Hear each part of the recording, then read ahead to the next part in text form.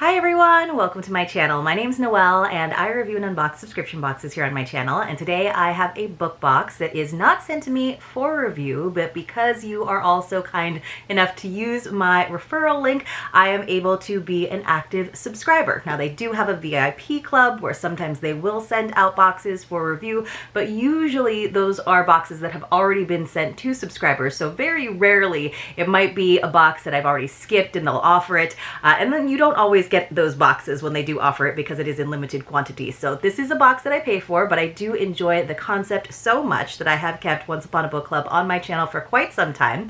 Now this is what the adult box looks like. Of course they also have a young adult and middle grader monthly subscription, and then they have all kinds of one-time boxes. We have even used them for our book club that we do here on the channel, and I get those sometimes as well as some of the series. I even did a whole Bridgerton box series because I thought that was fun.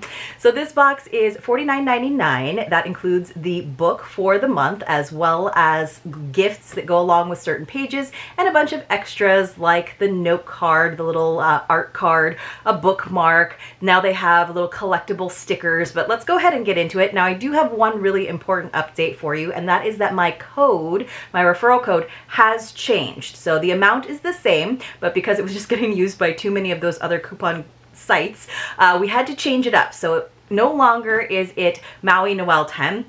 It is now Hi Noel 10, and that will save you 10%, but I will put that down below in the description box. And I tried to update most of my more recent unboxings of Once Upon a Book Club. I've been doing it for so many years though, I think I probably only got like this year's unboxings. But let's go ahead and open up this. This was the new November box, and as you all know, I do like to kind of share as much of the experience as I can with you, so I do read the books before we do the unboxing. Now each of the boxes, they give you hints in advance so that you can know if it's a book that you sounds like you're gonna like. You can actually find out the real title. You used to have to kind of guess and figure it out by like what new releases were coming out, but now you can find the actual title out, as long as it's not a romance, because that's just not a genre that I usually enjoy. I usually go for it because it's delightful to open gifts along in your reading process. So this box was called The Fabric of Her Life, and that's usually like a hint to the story, but the book itself was called The Memory Dress by Jade Beer.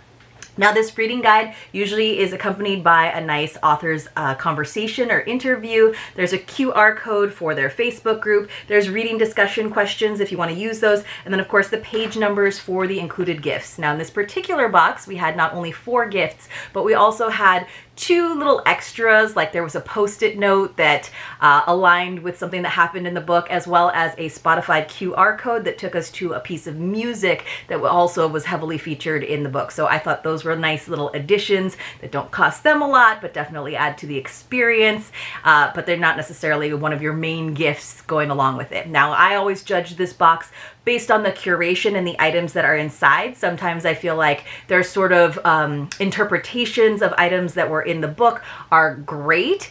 Sometimes the execution feels a little bit on the cheaper side to me because they often have the items created for the box. So you have beautiful packaging. Sometimes you'll actually have quotes on the items. I usually like it as long as it seems like a good quality item that goes along with the book, of course, but also something that I will use in my daily life and isn't just a reminder of the book, however great it might be. Now on the back of the guide, we usually have like a little extra, it could be a crossword puzzle or a recipe. It's just something that goes along with the theme, the topic of the book. In this case, it is how to create your own memory room. So it kind of looks like scrapbooking essentially. So a little scrapbooking how-to. Here's some of those other features that I was mentioning. Here is our bookmark with a quote on it. Here is the quote card, the 5x7 quote card, usually the same quote. Here is our signed book plate, which is really cool. I love that. It actually matches the image on the cover of the book, and that's something that only bigger boxes like Once Upon a Book Club can really do just because of their size. They really have that, like, you know, that in with the publisher, which I think is awesome. And then here are those collectible stickers now. They're all little hexagons, and you can put them on different things that Once Upon a Book Club sells in their shop, along with past boxes, one-time boxes. You can get like posters or water bottles or what have you to put those stickers on. One of the other nice things that we get because of that great relationship they have with publishers is often we get a nice note from the author. This one is in a really small font, so I don't know if I'll have time to read it, but I will definitely do it if my glasses are somewhere where I can reach them. All right, so I will read the blurb from the back of the book. Maybe it sounds like something that you would be interested in trying. You might even be able to buy the box itself from the Once Upon a Book Club shop. And then I will actually read the passages associated with gifts, and I will open those up. So if you have this box and you don't want the spoilers of the gifts, maybe you wait to watch the rest of this video. A missing husband and a dress once owned by Princess Diana set two very different women on paths of discovery that will change their lives forever in this dazzling new novel from the author of The Last Dress from Paris. So it sounds like she is often in this kind of world of fashion and dressmaking. And I liked this novel because, one, it had two timelines, which I do enjoy that, when like the two storylines kind of come together or parallel one another. But it was also sort of a historical fiction where there were real personalities, obviously, like Princess Diana, and then kind of a reimagining of those different times and these individual experiences. England, 2018. Jane is quiet. She keeps to herself and has no grand expectations for her days. But after a chance encounter with her elderly neighbor Meredith, Jane is forced to reevaluate her determination to keep the world at a distance. Meredith's dust-covered home is chaotic and neglected, and slowly Jane starts to grasp that Meredith herself is quite lost. She can't seem to remember anything, what she last ate, when she last went out or saw her daughter, or even Jane's name, despite what are becoming frequent visits. But most alarmingly, Meredith can't remember where her husband is. Unable to sit by and watch Meredith hurting, Jane promises she'll find William. But how can she when the biggest clue Jane has is a mystery itself, a stunning couture gown with a note declaring it a personal gift to Meredith from Princess Diana. England, 1988, so 40 years before. Meredith is always calm. You have to be when working for one of the most iconic women in the world. Just as the stitches she uses to create Princess Diana's wardrobe are steady and stable, so is Meredith, until she finds herself feeling thrown off kilter by an unexpected connection with someone in the workshop. As Meredith is swept up in life and love for the first time, everything she's ever dreamed about seems within reach, if only she can be brave enough to take it. So, of course, that is her budding relationship with William, who now, in the present day, but 2018, is now missing. So we have a little bit of a mystery. It's a good book. It was very, very cute. So, and it was a quick read, so I enjoyed it. Let's go ahead and I will show you what the first gift looks like. So when you come across a page, it says open your first gift, and then let me see if I can find those little extras. Oh yeah, so right on the next page we had, you know, a post-it that tells you that trauma steals memory, which is a little dark, but you know, this book really is all about memory. And then later on, here's one of those QR codes to a Spotify playlist for Chopin Piano Concerto No. 1 in E minor, and we find out why that's so important a little bit later. So for gift number 1, which was on page 60, and here's what I'm talking about. Once Upon a Book Club is able to have these items made, and then they actually have the boxes or packaging made that matches. So here you can see there's like spools of thread and buttons and scissors and needles. So really cool. It says, as I step inside, I immediately see a network of strings crisscrossing a wall to my left, and attached to it with tiny wooden pegs are a collection of images, many of them dress sketches with what look like locations scribbled in pencil on the bottom of each one. So almost like, you know, one of those boards that you see in true crime. So we have one of those. So inside, let me open it up. We have a couple things. We have first Meredith's Memories, a set of 9 sketches. So that was, I thought, kind of cool, but you know, not like a super high value item, but I do think like art sketches of fashion are very cool because they're so stylistic. And I'm always like, well, those are like Barbie bodies, but they've gotten a little bit more size inclusive these days. But these are, of course, dresses that Diana did wear, I believe. So let's see. Yes, there's the iconic wedding dress, and she's got like the classic Diana hair. So I think that's cool that they had those done. There's a little bit of a more risque one. I don't know if they were the ones actually described in the book, but the descriptions of the fashion in the book are very, very detailed, and I think that someone who knows fashion or knows sewing would really appreciate them. So we got 9 of those. They're blank on the back, so I thought that was kind of nice because you could easily use them as a little note card, or you could use them as they intended. So it wasn't just the note cards that came in here. We also got this cute little bead garland. So normally I am not into the bead garlands as home decor. Like, I feel like that's something that's been played out.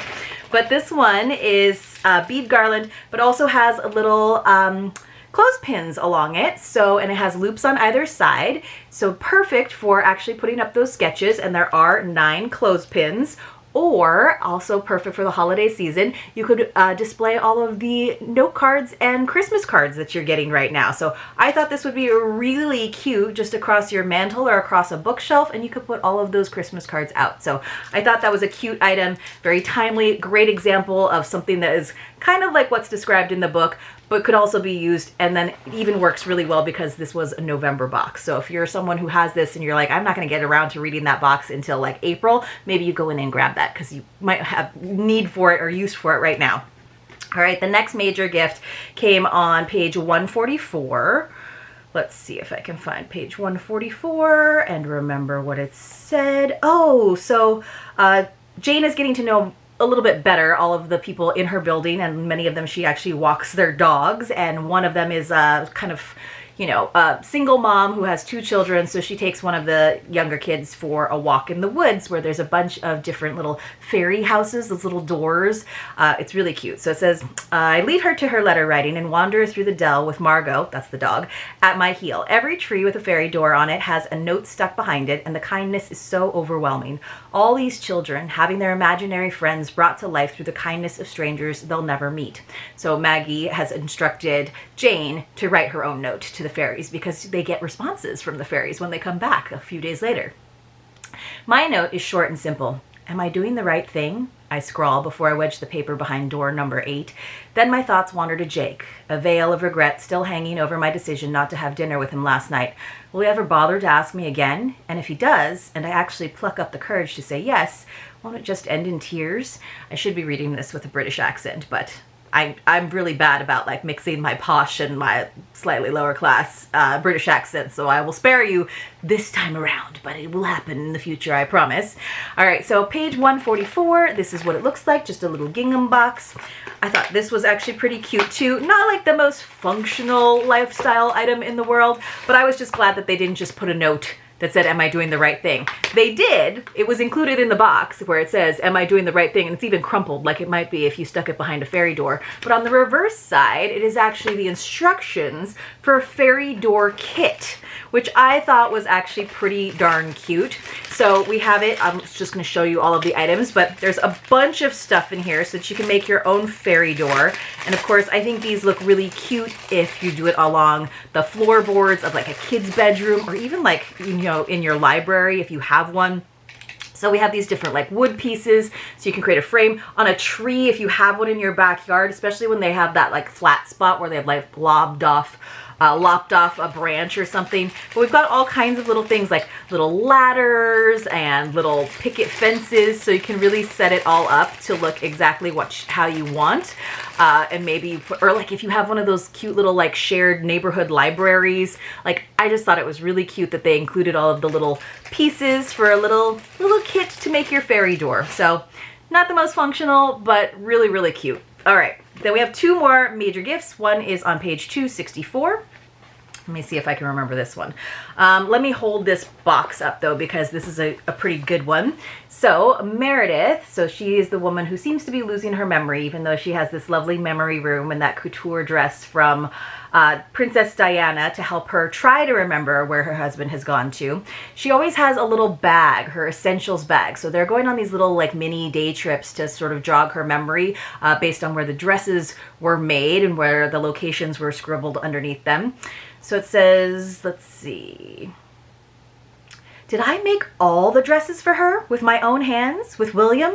I believe so, Meredith. I think that's why your recollections of those times have been so vivid, because you were there.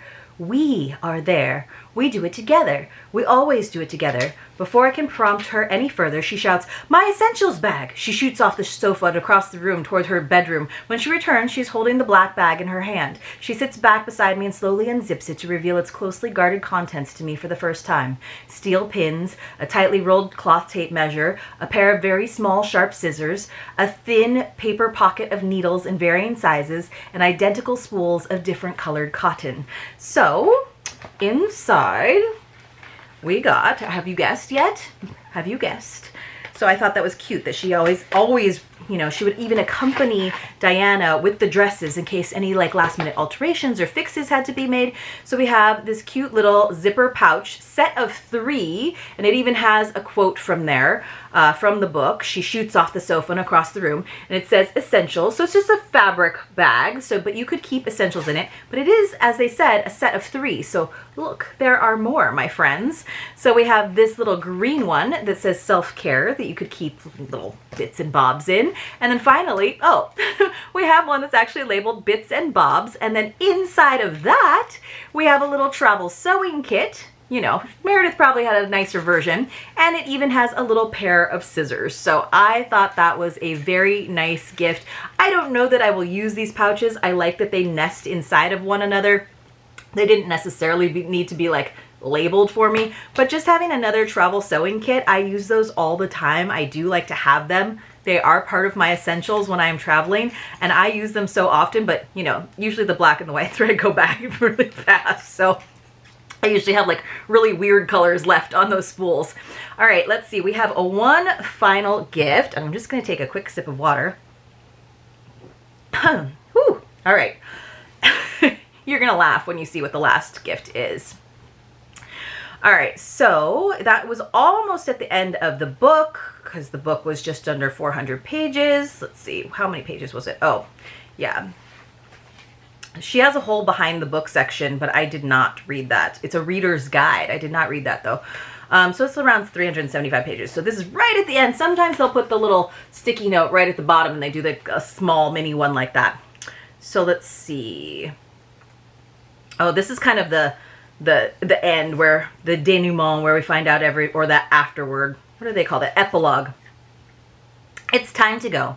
I grab the packet of egg sandwiches I've made, add them to my tote bag with the red flask of tea, and head downstairs to Meredith's apartment. So that's one of the things. She often is like lost in memory, but speaking in the present tense. And William always packed egg sandwiches and a red flask of tea when I would go about, you know, to the park or on their trips. And so she's always asking Jane, do you have the egg sandwiches and do you have the red flask of tea? And so now Jane is just used to having those things.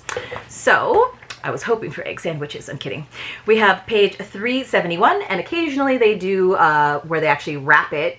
So I think it's pretty cool that they wind up like, you know, doing wrapping paper. That's usually when the item itself comes in its own box, right? But they even had the box printed. So it says positive vibes only. You can see it has Once Upon a Book Club branding along the box. It is an insulated metal tumbler with digital temperature display. I think we have gotten one of these before in a past box. It was like a murder mystery, like up at a ski lodge. I'm pretty sure, and I couldn't figure out. I think I did get the digital temperature display to work. I need another tumbler, like I need a hole in the head, but it happens every once in a while. I do like the color. It is red. It says positive vibes only. I didn't really need that, honestly, but I would prefer that than like Once Upon a Book Club on there. So it's just a nice screw off. I like how thin it is though, so it's going to fit in a lot of like those side backpack pockets, which is where I like to have them. It does have the little strainer on the top, so if you want to do like an infusion, you can. And then it's like one of those nice double-walled tumblers, so it's going to keep things hot and cold. But it's got like kind of a sensor in the top of the lid, and it says that you should be able to touch the top and a digital display will show up and tell you what the temperature is. Now, I think it's not working because I don't see anywhere to like insert a battery or anything. I think it's not working because there's no liquid in it, and I haven't had a chance to try liquid. But it does say keep track of how hot or cold your drink is throughout the day with a built-in temperature display. That seems like an unnecessary like feature to me with a tumbler that's a double-wall tumbler. But again, I thought it was nice. I like the color. I don't know if it actually works, but it wasn't a bad item. So again, summarizing, recapping what we got our dress cards with a cute garland with clips. We got our fairy door kit. We got our set of 3 little bags with a sewing kit. And then finally, we got this insulated tumbler. So not too bad, right? I thought it was pretty good, you guys.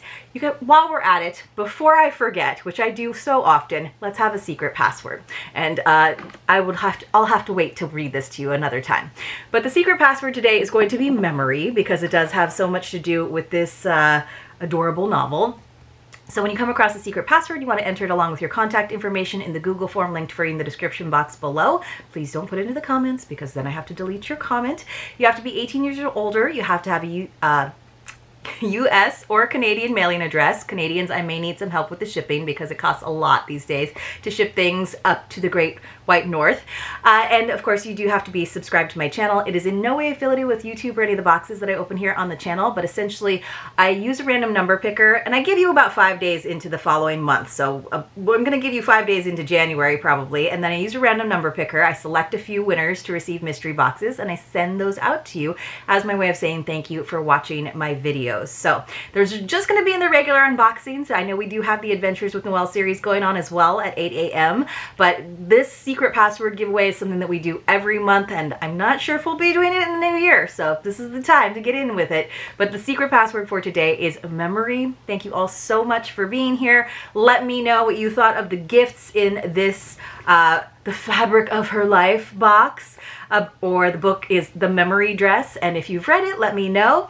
If you have any favorite fashions, let me know what your favorite fashion trend is today. I would love to know because everything comes back, right? So right now everybody looks like they're in the 80s again. Let me know what your favorite fashion trend is in the comments below. I'll see you soon in my next unboxing.